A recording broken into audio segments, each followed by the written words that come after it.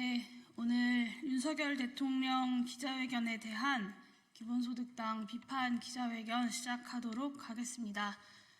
저는 기본소득당 대표 용혜인입니다. 탄핵합시다. 그리고 나라를 살립시다.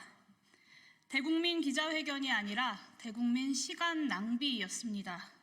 아무것도 없었습니다. 오늘 아침부터 수많은 국민들이 마음 졸이며 윤석열 대통령의 기자회견을 지켜봤습니다. 윤석열 김건희 부부가 일으킨 국정 파탄과 수많은 의혹에 혹여나 마음을 고쳐먹고 진솔한 사과와 국정 쇄신의 자세를 보여줄 것인가 하는 일말의 기대를 할 수밖에 없었기 때문입니다. 그러나 정말 아무것도 없었습니다. 변명하지 않겠다라면서 고개 숙이고 시작한 윤석열 대통령은 늘 그랬던 것처럼 전 정부 탓이다, 대내외 여건 탓이다, 야당 탓이라는 장황한 변명만 늘어놓았습니다. 김건희 여사가 연루된 주가 조작, 처가 비위, 공천 개입, 국정농단은 그저 제 아내가 순진한 면이 있다라는 말로 축소되었습니다. 아내가 사과 좀 제대로 하라고 했다며 국민의 대표자인 대통령이 국민께 직접 사과해야 할 당사자인 김건희 여사에게 떠밀리듯 대신 나온 자리임을 자백했습니다. 무제한 끝장 기자회견은 윤석열 대통령이 점심 챙겨 먹어야 할 시간에 허망하게 끝나버렸습니다.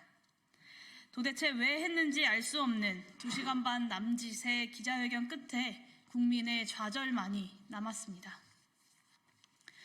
대한민국은 위기인데 대통령이란 사람은 변명으로 한가하게 시간 낭비나 하고 있습니다. 대한민국의 외교 안보 상황은 당장 내일 전쟁이 나도 이상하지 않을 만큼 심각합니다. 대남방송과 우물폭탄이 하루가 멀다 하고 이어지고 북한의 제1적대국 헌법 명시에 이은 러시아 우크라이나 전쟁 참전으로 한반도 위기는 그 어느 때보다 고조되어 있습니다.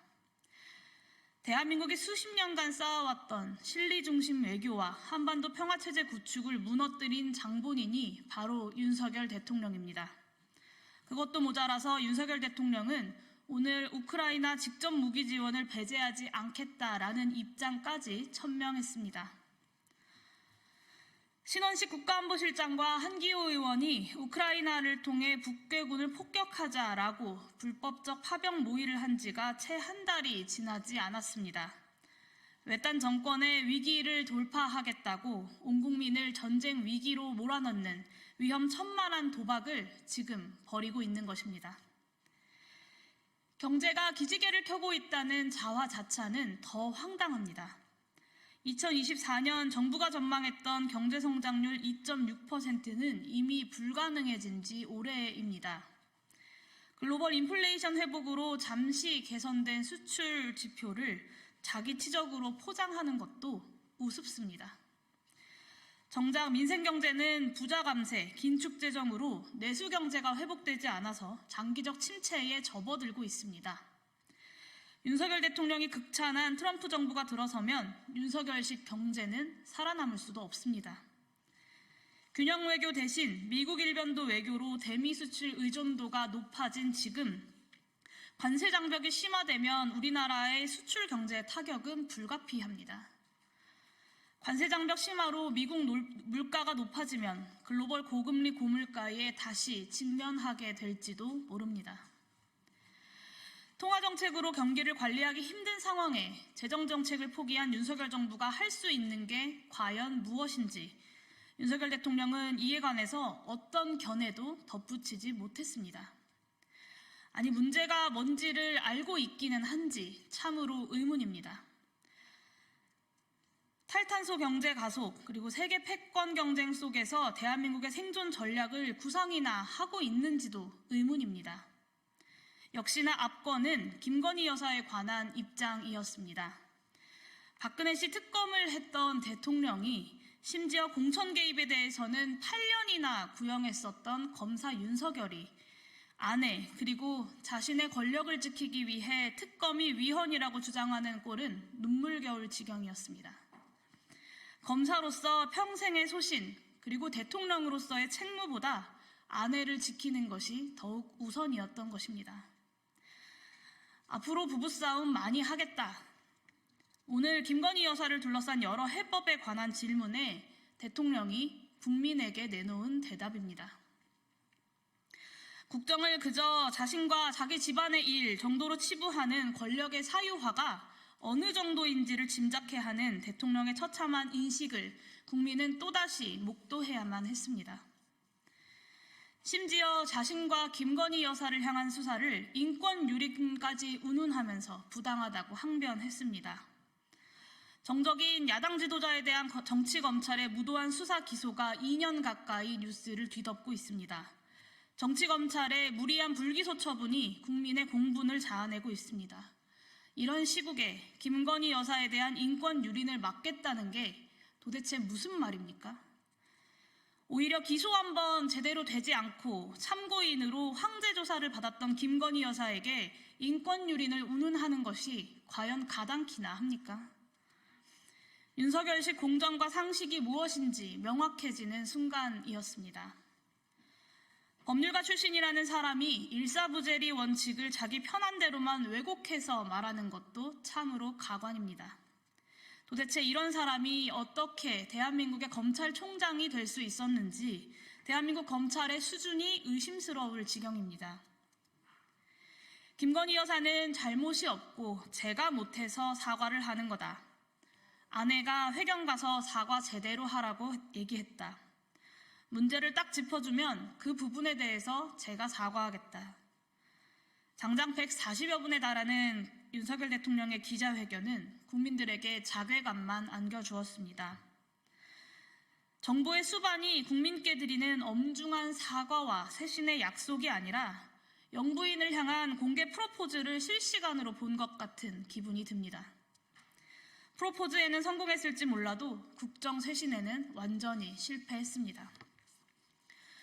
그간 윤석열 대통령을 향해서 민심을 받들지 않는다라고 비판해 왔습니다만 오늘 기자회견을 보고 확실히 깨달았습니다. 이건 민심을 받들지 않는 수준을 넘은 지 오래입니다. 대통령의 현실 인식은 제정신이 아니라고 할 정도입니다. 국정의 무게를 모르고 혼자만의 세상에서 자기 듣고 싶은 대로 자기 하고 싶은 말만 하는 윤석열 대통령에게 민심을 받들어라 라고 하는 요구 자체가 헛됩니다. 지지율이 더 내려갈 곳 없이 치닫고 있는데도 전광판 안 보고 공만 치겠다라고 합니다. 여전히 내가 옳고 국민이 틀렸다. 나는 하던 대로 할 테니 소모적인 갈등 만들지 말아라. 오히려 국민들을 꾸짖고 다그치고 있습니다. 이렇게 무자격하고 무도하고 무지하고 무책임한 대통령은 본 적이 없습니다.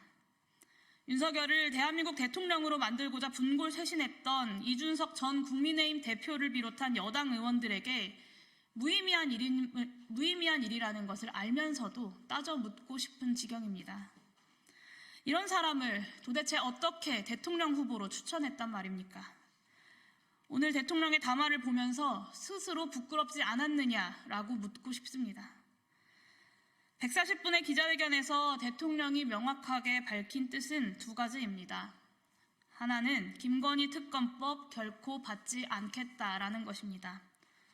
검찰 권력을 꽉 쥐고 이제껏 해왔듯 앞으로도 법치주의를 무너뜨리겠다라는 뜻입니다.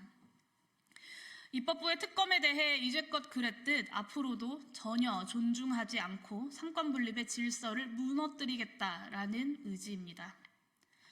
두 번째는 김영선이 공천해줘라 라고 했던 녹취를 부정할 수 없다는 자백입니다.